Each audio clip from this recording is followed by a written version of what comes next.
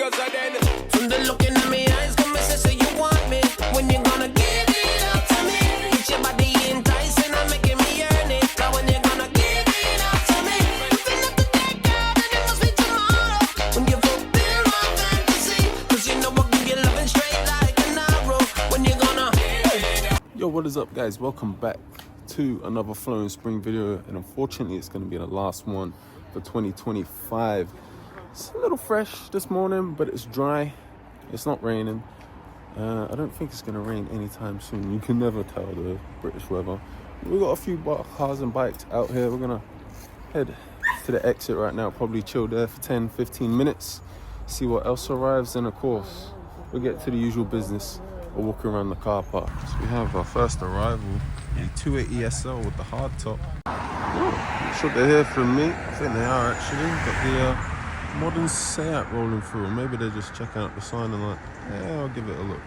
As we have another casual roll by, starting with an A45S this month. And we have our first proper arrival, the Fiesta XR2i. Oh wow, look at what we have here. It's an old Morris, and then, the left-hand drive Anglia hot rod. Ooh, I like this. We got this Corrado rolling in the blue. The ball bet wheels. That is nice. I like the stance on that. The Peugeot RCZ. I think that's the R model rolling in. V8 Rumble with the Cayenne there. Looks like they're here for the meet as well. Oh, I'm not sure. So we have our first motorcycle arrival. Army Surplus Green Royal Enfield. Nice. You can always hear a V8 rumbling in the distance. And it is the Zephyr arriving. Alright, it's 10 past 10. We've got a little wonder. I don't know how I feel. You think technically finishes, and I think the car park should be pretty, yeah, it is pretty much full now, so I think we'll start at the overflow, and then of course work our way to the usual front or back, whichever way you want to put it, where all the bikes are. That's something you see quite often with it. It's got a gas monkey sticker in the rear.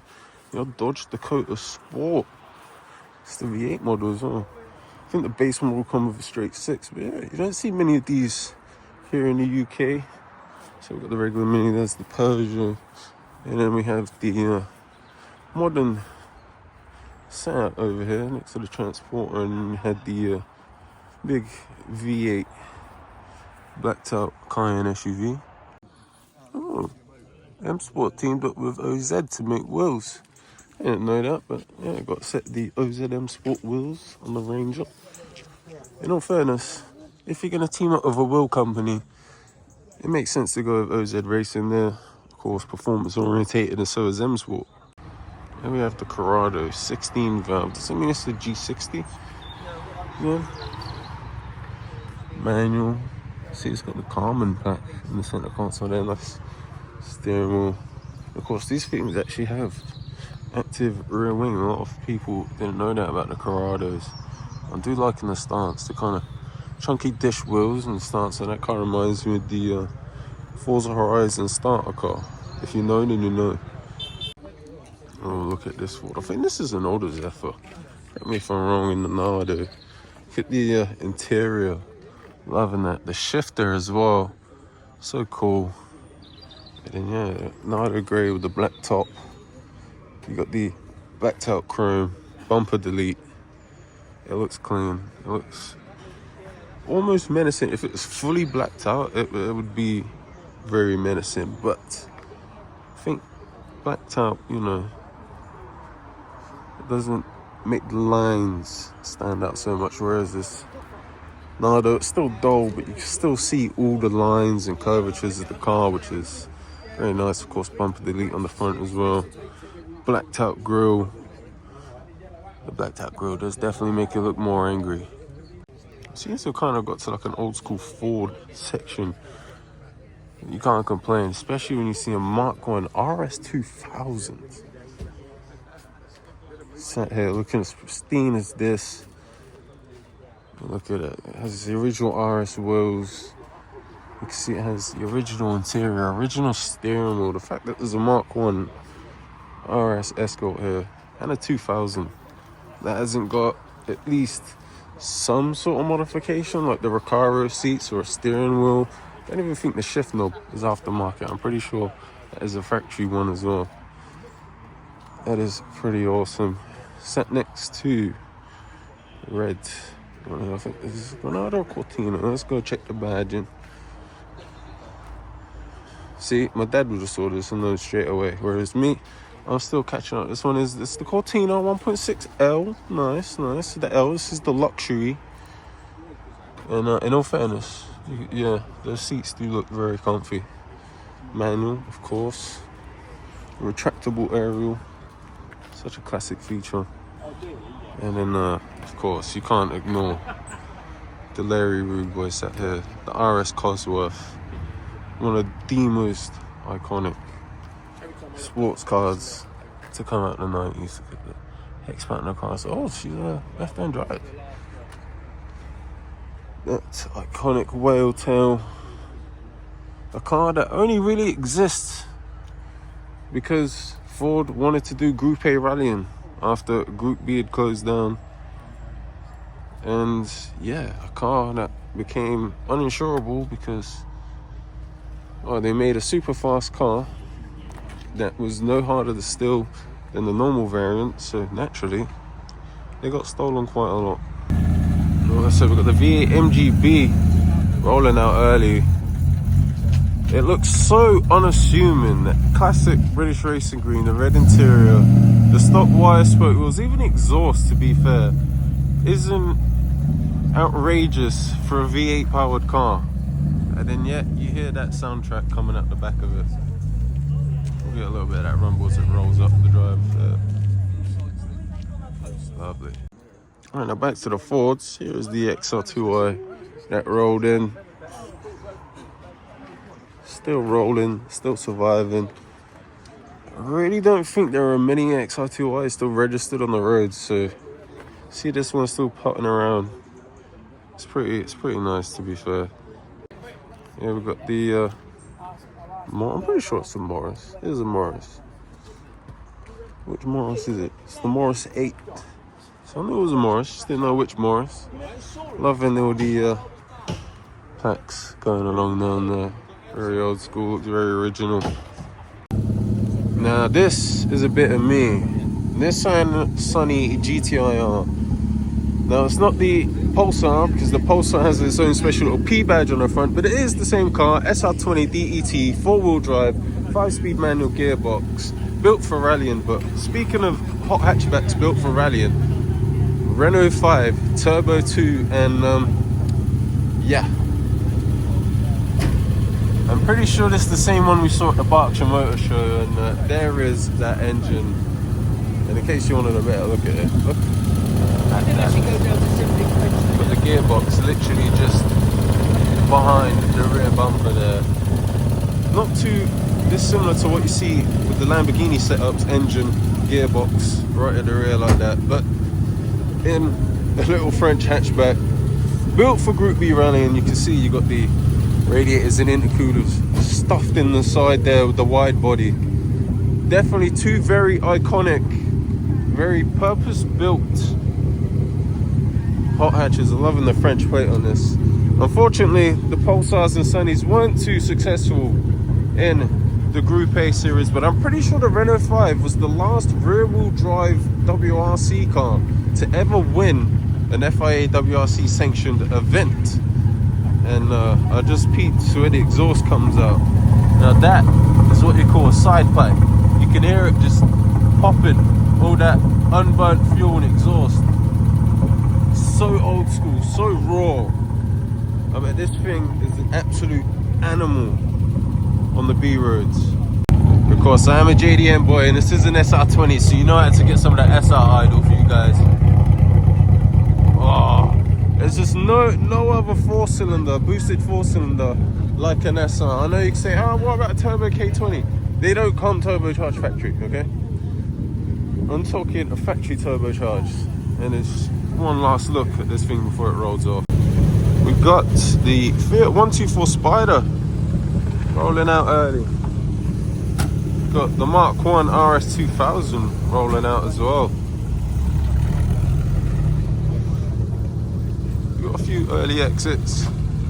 As you can still hear the pops from that Renault, as it looks like we got the Cortina rolling out. Things purring like a kitten. Oh, we got the Cozzy.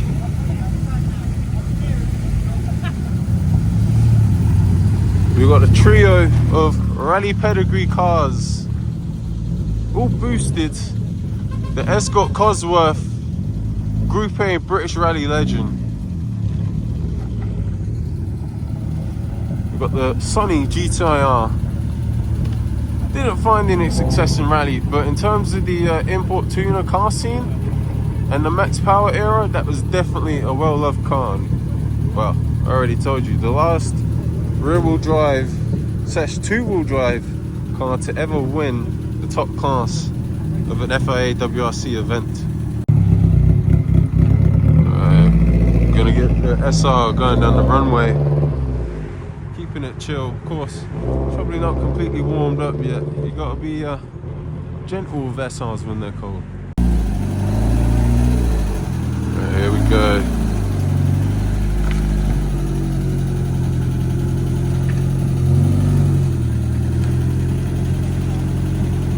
Despite it being a rally car and based on a Renault 5, they don't have the best of turning circles, but then again, they weren't made for you to kick the clutch and grab the handbrake for tight turns.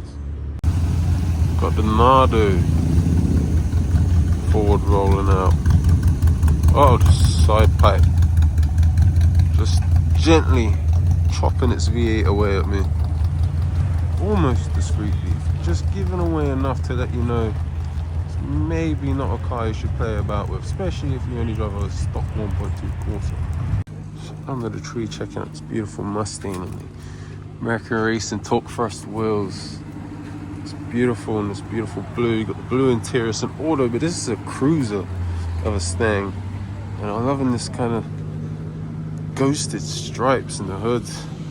Honestly, it's beautiful. Looks like the Minor 1000 Traveller backed all the way out because they're heading off early as well. We've got a minibus here. The big old caddy here in cream with the pumpkin orange top. You got the tan on cream interior. It's the Sedan DeVille. It's definitely big. Always amazes me when you see one of these in America. They really don't seem that big, and then you see one over here, you're like, yeah, that is a boat of a car. But can you just imagine how comfy that thing is going down the road? You know, we got the Corrado rolling out early. The kind of smoked clear tail lights. It's a pretty nice little mini here. We've got the pretty cool flares on it. It's the Sprite. Oh, nice. Done the London to Brighton run. Definitely owned by a mini enthusiast. Got the vibrant MGB GT back once again. I still need to do my research, see if this is a factory colour.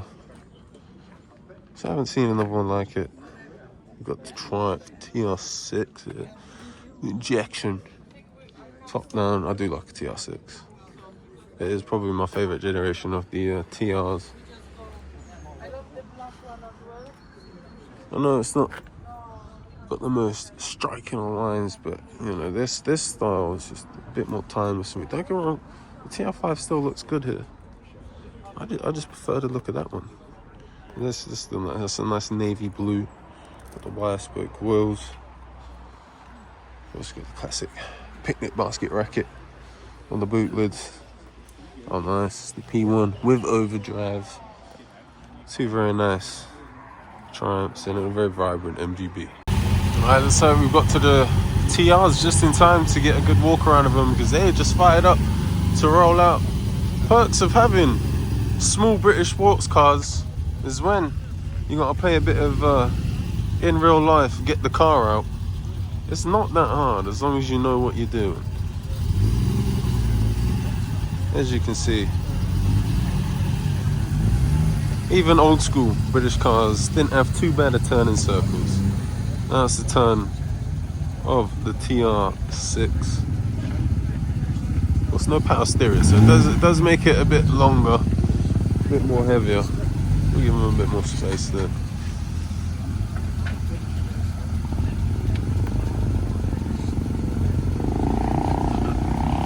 Sounds like we had an early motorcycle departure.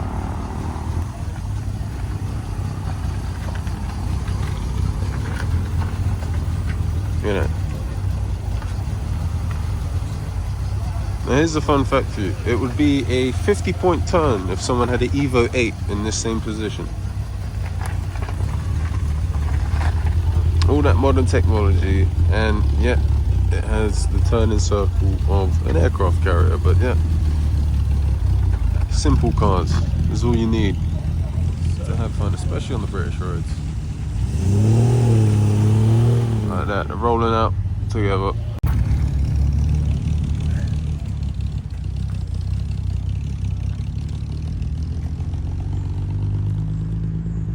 Oh, we've got the Dodge Dakota rolling out. I always love how American trucks have their exhausts around like that. There's, yes. That is the V8 soundtrack with anger rolling out. And unfortunately I missed it on camera, but this thing has suicide doors, which is absolutely insane.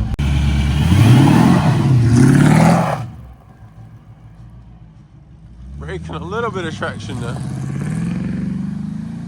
That V8 sounding good.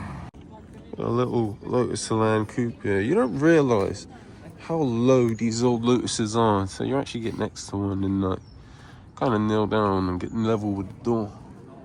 Of course, Lotus being Lotus, bragging them out. The Indianapolis 500 win, and this is definitely someone that loves to get around and go to a lot of car shows. Definitely a Lotus enthusiast, loving the white, the red interior. It's just a clean classic color combo. After the F-Type, we have the next Jag that will go down in history as one of the last great, good-looking Jags. To be fair, it is definitely visually appealing, but then again, it's designed by the same guy that designed the Aston Martin DB9, which is also the DBS. So, and they are very timeless-looking cars. So, what do you expect? His work definitely carried over onto the XK. Oh, we got that vibrant MGB leaving us. I think we're about to capture a nice V8 cold start of the TVR Chimera here. So we're going to get to the rear so we can get that TVR soundtrack just a little bit better. Of course, going through the start procedure. It is a TVR, of course. It's not so straightforward.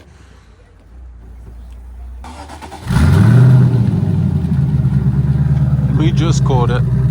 There is that V8 start up now.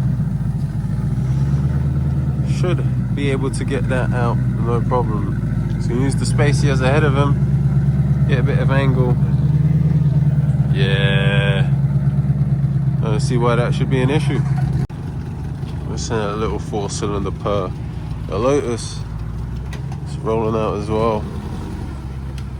Not having to do quite as much maneuvering as the TVR.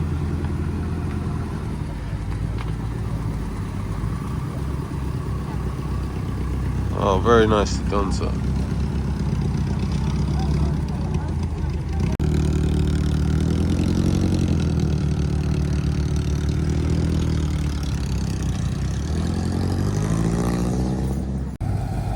Mustang rolling out. There's very wheels made iconic by Steve McQueen in that gorgeous Highland Green GT390 in the movie Bullet. Oh, I wish I caught the start up, just that starter motor V8 rumble noise of a 70s Mustang. Well, 60s Mustang, I'm sorry. It's iconic. The TVRs had to temporarily abandon their attempt to make it out, I guess. bit too severe of an angle, but they are just gearing up to leave, as it sounds like we got a bike that is fired up to roll out now. See, that is the beauty of the flowing spring here, welcoming to the older generations and the younger generations. You just need to be a petrolhead and an enthusiast for classic machinery. Honda rolling out now. The twin pipes and the gold wheels, I like it. Got the little green Morris 8 here. Which year is this one? But I like the plaque there. Morris Century, 1913 to 2013. And I love something about the old school cars that have the colour matched interiors. I love it. Got the black fenders, you got the green, you got the black wire spokes with the polished centers, the classic little bumpers. Honestly, it's simple, but it's also timeless. You can't go wrong, and to be fair, as long as you're mechanically inclined, they're not too hard to keep running either. Let's be honest. Maybe hard to find parts, but as long as you don't need to replace any parts, not hard to keep running. Hey, the TBR is finally free and able to leave us. My red NCMX5 casually flies past now.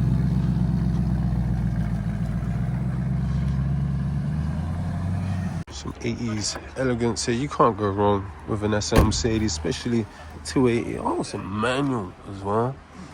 A lot of people preferred the auto because this was more of a luxury cruiser car. So it's pretty cool to see one with a manual box in it. Oh, we've got the Honda VTR rolling out. Just about caught it as the 280 SL rolling out as well. Both going opposite directions. Here we got the Indian Mac once again. £40,000 of a limited edition, huge American V-twin goodness. Yeah, only 140 ever made for the world, only 4 in the UK. Maybe only ever 4 in the UK as well, and we have one of them right here.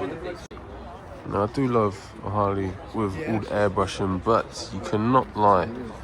When you got all the chrome, nice, clean black paint with the simple, classic red pinstripes, it is still just as eye-catching and just as clean, to be fair. And in all fairness, it's a lot more iconic as well, as we have the Speedmaster Bonneville Triumph here. You don't see too many of the Speedmasters, to be fair. I see a few Bonnevilles, but not too many Speedmasters. And look at that, the old school knife's edge plate in front of this older Triumph.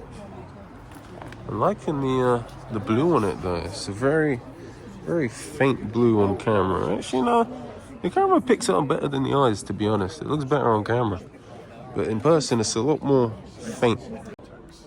The Honda CBX Super Sport here. Look at the exhaust headers on it. 3 coming out each side, that's right. 6 cylinders. Stamped straight 6. Ironically though, it's a straight 6 that looks about the same size as an MX-5 engine. Got the Kawasaki Z900 here with gold and the green popping off. Just like, well, the green always does on a Yamaha, to be fair. That is the point of Yamaha green. Yamaha Kawasaki green. It's still kind of early, I'm still half asleep. And, well, you know what I'm like, I'm always jumbling my words. This is something you're starting to see more and more over here, but these are definitely a lot more popular in, well, Canada and America. The Can-Am Spider, I don't know what they call it, a Spider, it's not a car, but it's definitely a unique machine. This is one of the newer ones, and I just realised it. Factory Brembo disc brakes on the front. Oh, the Minis rolling out. See, these little Minis can be so quiet. You almost don't notice sometimes, but we just got it. Of course, we got the Yasbo child, Julia, sat here, showing off all the bride bits, like always. Unfortunately, can't really show off the underglow, which is the only thing that's really new to the bike because, well, it's daytime, but if you follow the socials, you know it's there. And yeah, just showing you the strip stuck underneath there doesn't quite look so good, to be fair, does it? But it does have neons, and Yeah, we'll be taking the panels off soon and making sure to use the correct primer when we freshen up the paint. But to be fair, mechanically, she's been absolutely sound.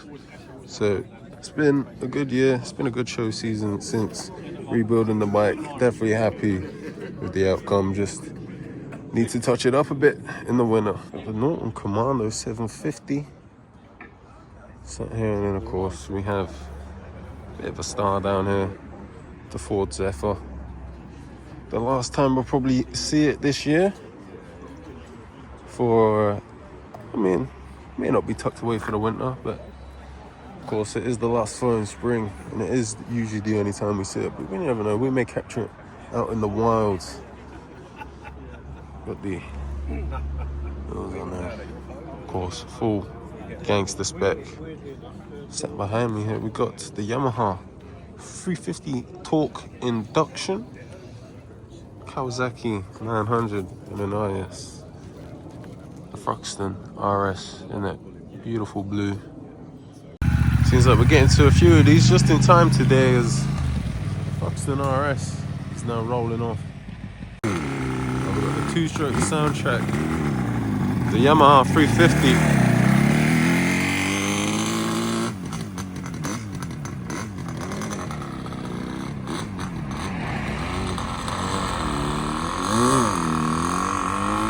Clean getaway. In all fairness, this side isn't as steep, but there is a lot more loose gravel on this side. And I guess the last couple of things to showcase here, we've got the Triumph Speed Triple RS, and then we've got the Harley Davidson here in a nice metallic silver with the 107 cubic inch V-twin motor. Been a while since we've caught a car leaving from up here. We've got the Cadillac rolling out. Oh, being held up by traffic by the looks of it.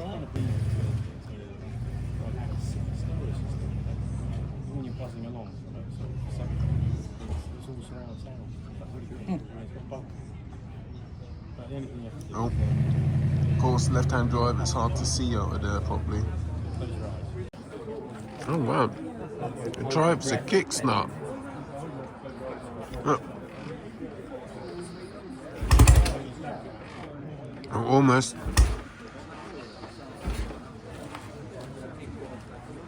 Right,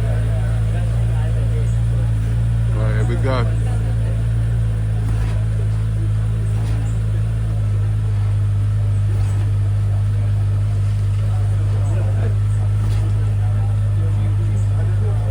Just being stubborn with him. No fairness. Even when I used to have to kick start my OG moped, it was annoying, but there it is, fired into that. That's the manly way of starting a bike, that is.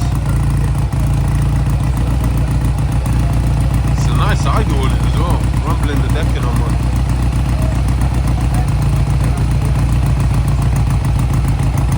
Of course, shoving the bacon sarnie in my face. Oh, got the Kawasaki Z900 rolling out as well.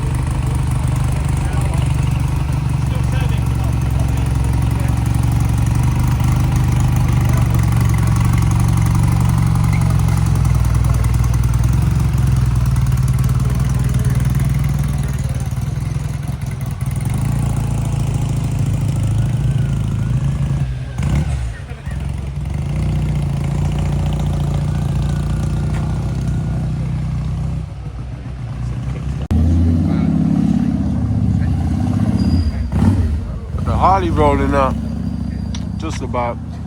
You have to excuse me, I'm still shoving the rest of the bacon sarnie in my face, that's why I sound funny. We got Noise Central, we got the Can-Am, we got the Harley Davidson, we got the Zephyr, that V8 rumble. Wait for it. Whoa. We got the Morris. I'm sorry, we got both the Morrises. Because the other one is just rolling up behind me.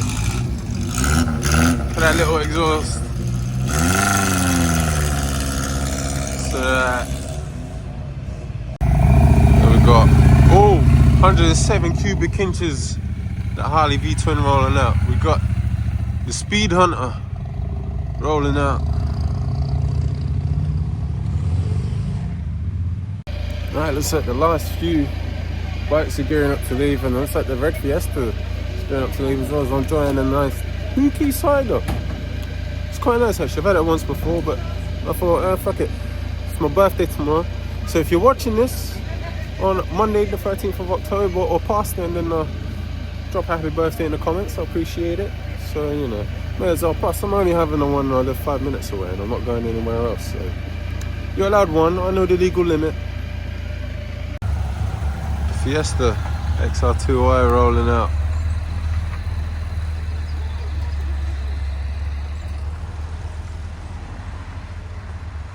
There's got a brand new Defender rolling in.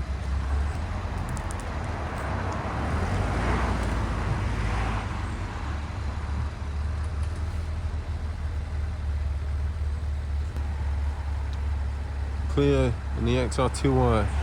Stuck at the junction because of traffic. Got a mountain biker wondering what the fuck I'm filming as he flies past.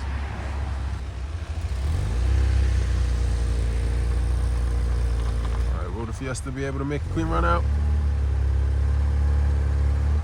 Unfortunately not. The problem, you can't exactly rush it coming out of there, but you never know. There's a bike bombing it down the road. You gotta be double cautious. And they have, and they're away. I don't think it was here for the meet, but I actually don't mind this generation of Range Rover Sport, especially without all of the unnecessary chrome. What's your opinions on the Range Rover Sport? Let me know down below. Got the Can-Am Spider rolling out. Yeah, I think it's the SP3 or FP3. Effectively the third generation of the Can-Am Spider. Here we have the most expensive motorcycle. Again, and potentially the most expensive vehicle here today in general. Limited edition, £40,000 Indian. Oh, of course. What timing? Of course the bus will be coming now. And one of the most expensive and heaviest bikes are rolling out.